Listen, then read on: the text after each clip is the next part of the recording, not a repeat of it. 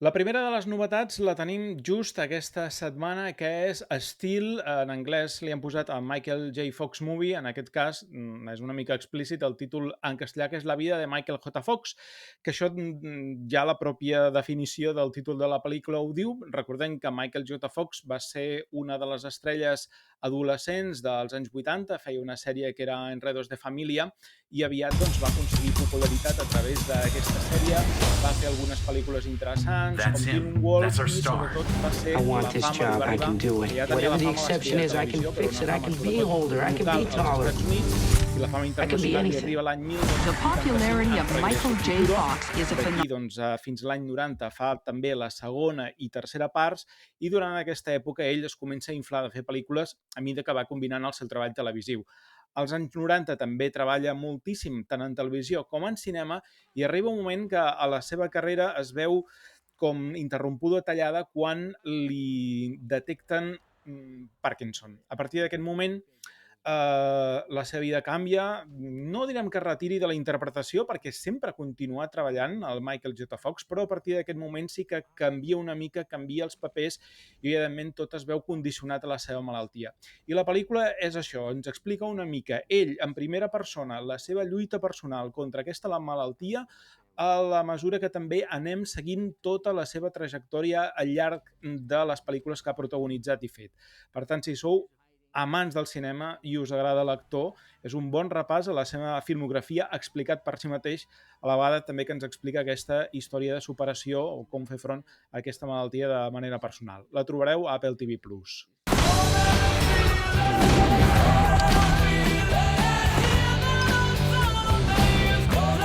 This is who I am.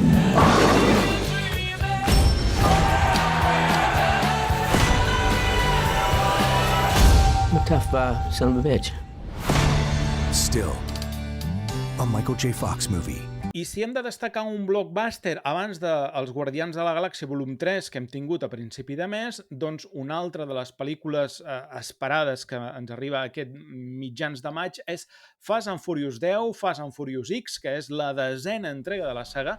Diuen que és l'última, ja veurem si potser continua o no d'alguna altra manera, però en tot cas ve a tancar totes les possibles trames que haguessin quedat obertes d'aquesta franquícia, que torna a estar protagonitzada per Vin Diesel i el que ell anomena la seva família, que són molts dels actors que els han acompanyat al llarg d'aquestes 10 pel·lícules, com són la Michelle Rodríguez, el Jason Statham, que el recuperen aquí, l'anterior no havia sortit, però també tenim a la Charlize Theron, la Jordana Brewster, la Helen Mirren, el Tyrone Gibson, o sigui, són tota una sèrie de gent que recupera aquesta pel·lícula, que s'hi afegeix un nou actor, un actor molt comercial i que serà el dolent d'aquesta entrega, el dolent definitiu que tindrà aquestes pel·lícules, que no és ni més ni menys que Jason Momoa. Encara queden dies per estrenar la pel·lícula, hi ha molt de secretisme, no hi ha hagut encara cap passi de premsa, només tenim algun tràiler per a qui el vulgui veure, tenim ara algunes imatges que ho estem veient, i el que promet és el mateix de sempre, és a dir, explosions, acció a tope, o el mateix de sempre des de que es va reinventar la franquícia a partir de la 5a part, escenes d'acció cada vegada més impossibles i més inverosímils, i sobretot una pel·lícula destinada per qui són els fans d'aquesta saga. Si us agrada, doncs segurament aquesta és focs artificials per acabar aquesta franquícia. No eres un tío de fiar. Tú tampoco eres santo de mi devoción. ¡Ha llegado la caballería! Salud.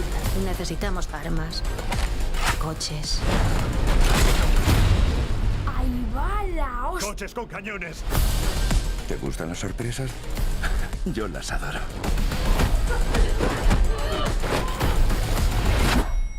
Yo que tú no me levantaría. Tendrás que pegarme más fuerte. Se acabó el juego, Tom.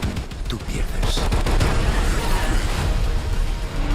Esta es tu última carrera. Mejor abróchate el cinturón.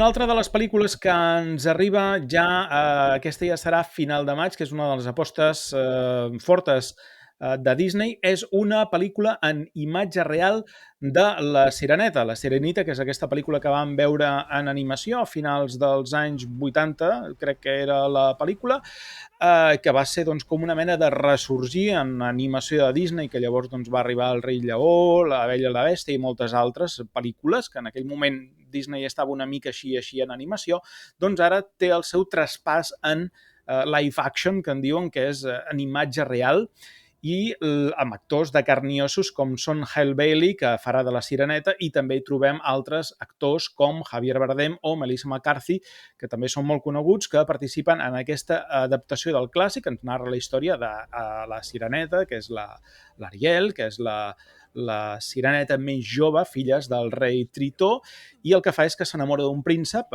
l'Eric, i ella té prohibit interactuar amb els humans, però el seu cor tira més i, per tant, intentarà experimentar la vida a la Terra. Si heu vist el clàssic d'animació, doncs és el mateix en imatge real, molt espectacular. Veurem, perquè a vegades aquests live actions a mi no m'acaben de convèncer i sempre em quedo amb les pel·lícules d'animació. Veurem si aquesta doncs, és una més o és aquelles pel·lícules que valdrà la pena veure en imatge real.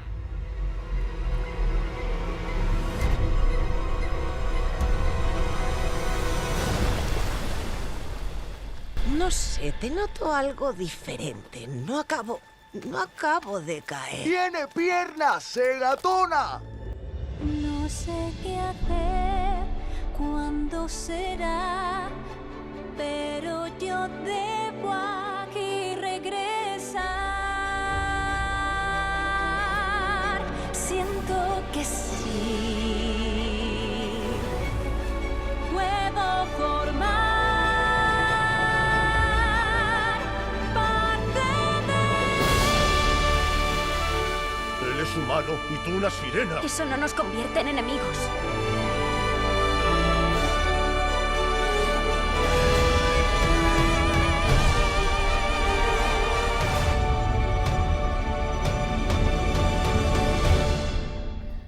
I acabem amb una comèdia francesa, una comèdia que va guanyar el premi al millor guió al darrer festival de Sitges, que està dirigida i escrita per al Quentin Dupieux, que és un director d'aquests que a Sitges és molt estimat, que fa comèdies esbojarrades, surrealistes i molt divertides.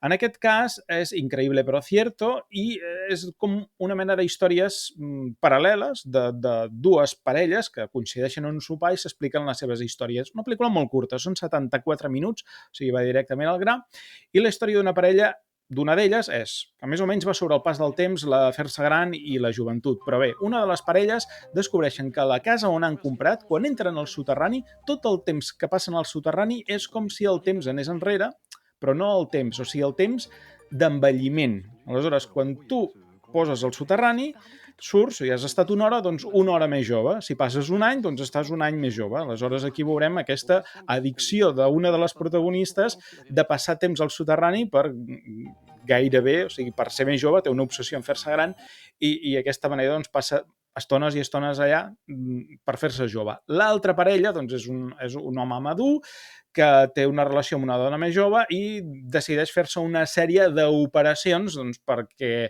al Japó, a través de tecnologia, per pujar la seva virilitat. Podríem dir-ho a través d'una app. Però bé, veurem que la cosa no acabarà de sortir bé i les aplicacions, per segons què, millor no fer-les servir. Tot això en clau de comèdia i diversió, el més pur estil surrealista i absurd de comèdia del Quentin Dupieux. No sé muy bien por dónde empezar. ¿Empiezas tú? No, que me angustio. Empieza tú. Bueno, hay algo que nos preocupa. Por eso hemos venido. Pero no es fácil de explicarlo bien. Lo que pasa es que tenemos miedo de que nos tome por locos y se lo contamos. Eso es. ¿Lo intento aún así? Sí, venga. Vamos allá.